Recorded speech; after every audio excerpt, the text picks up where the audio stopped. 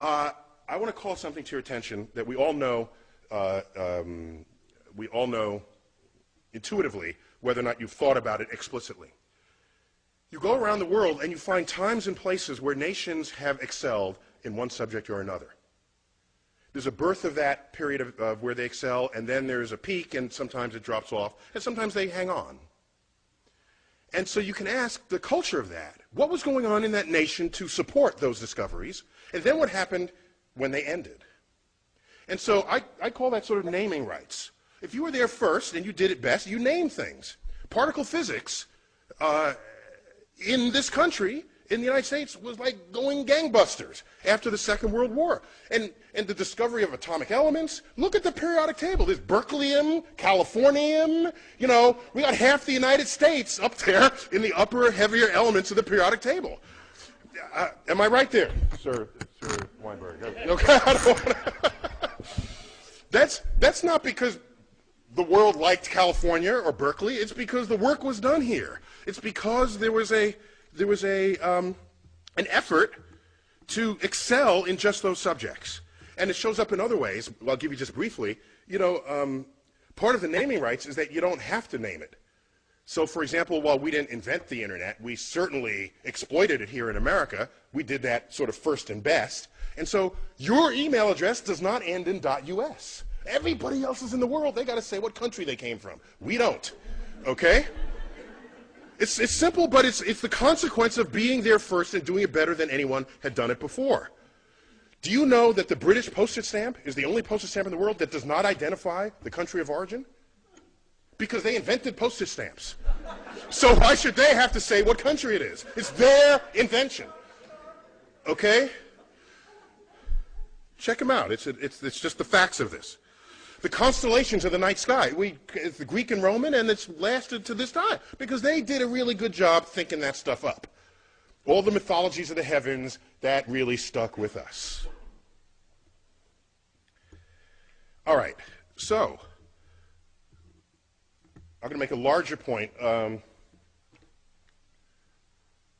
not to get gratuitous on you here, but September 11th, 2001, as we all know, this was going on in New York City. This is the view outside of my window. I live 4 blocks from ground zero. Excuse me, this is the corner of the building in which I live. I went outside to get this view. I was at the time judging whether I should go collect my daughter, who was in an elementary school 2 blocks north of the North Tower. North is to the right in this picture. So I want to get a closer view with a highly magnified zoom lens to see what, while that was happening, the plane flew into the South Tower. And so no one was thinking terrorism until the second one was hit. The first one was just sort of a bad tragedy. And so these are just 3 frames from my camcorder. This is at t equals 0. This is 1 second, well, like actually a fraction of a second. The plane was moving probably 500 miles an hour. And just to understand, the black building, that black sort of monolithic building, that is 50 stories tall. This is New York City, people. So tall buildings are kind of, they're just all over the place. And that's just a hotel, a 50-story hotel. And it's the towers are foreshortened because they're the angle at which this is shown. I put these up because a few days after this, President Bush, I don't remember where he said this, on the steps of the White House, in the Rose Garden or at the Capitol, in an attempt to distinguish we from they, the terrorists who flew these planes into the buildings and into the, that went down in Pennsylvania and in Washington, to distinguish we from they, he loosely quotes a phrase out of the Bible by saying, our God is the God who named the stars. Now, this is before I was on his Rolodex, okay?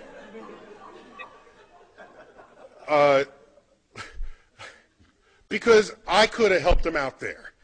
The fact is, of all the stars that have names, 2/3 of them have Arabic names. So this was not, I don't think, his intent with that message.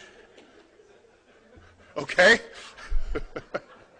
While the constellations are Greek and Roman, the names are Arabic, all right? And the list just goes on and on and on and on. And so where does this come from? How does this happen? How do you get stars named with Arabic names? How does this happen? And it happens because, of course, because Hang on, just catching up with myself here. Okay? It happens because there was this particularly fertile period that Professor Weinberg duly discussed. And around that period, that 300-year period, the intellectual center of the world was Baghdad.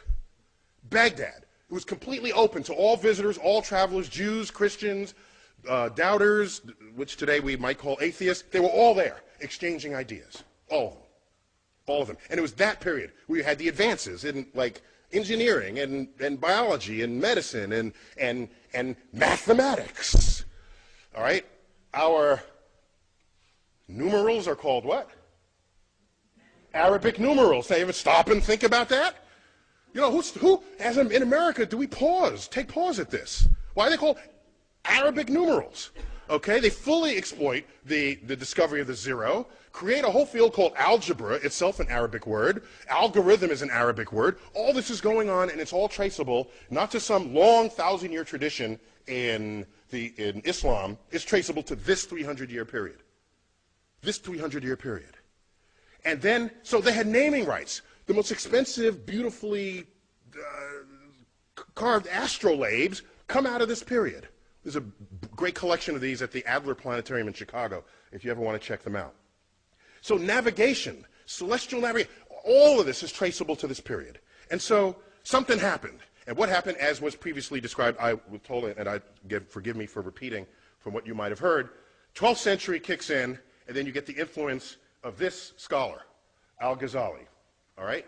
And so out of his work, you get the philosophy that mathematics is the work of the devil.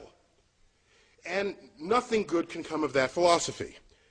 That, combined with other sort of codification, philosophical codifications of what Islam was and would become, the entire intellectual foundation of that enterprise collapsed, and it has not recovered since. Over that period, all these books were translated into Arabic on a scale not seen since then.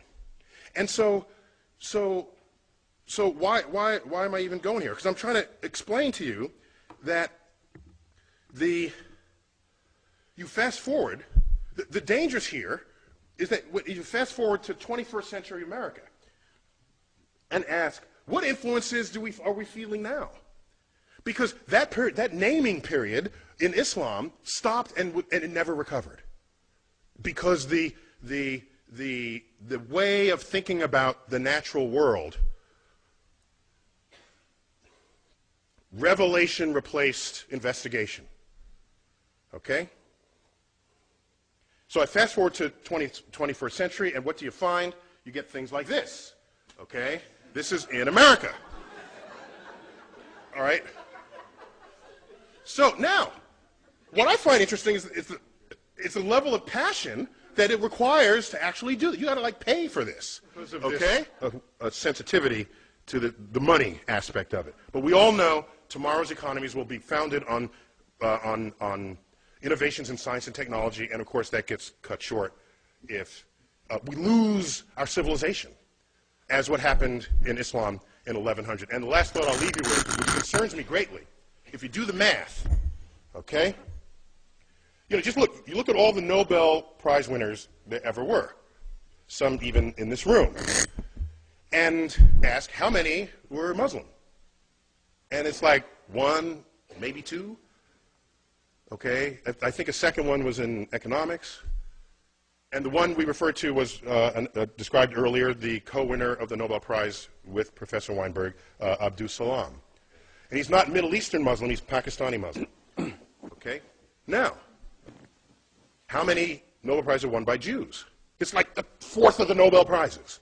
Okay? Some high fraction of the total. And then you look, how many Muslims are there in the world? It's like 1 billion Muslims. How many Jews? 15 million tops. Okay? So you could ratio these numbers. Had Islam not collapsed in its intellectual standing in the year 1100, and you just do the ratios, they would have every single Nobel Prize today.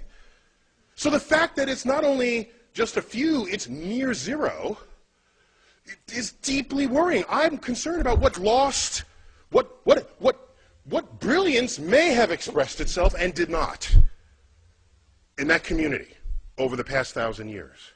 And so what I want to put on the table is why, so that's the end of my talk, but I want to put on the table not why 85% of the National Academy rejects God. I want to know why 15% don't. And that's really what we got to address here. Otherwise, the public is secondary to this.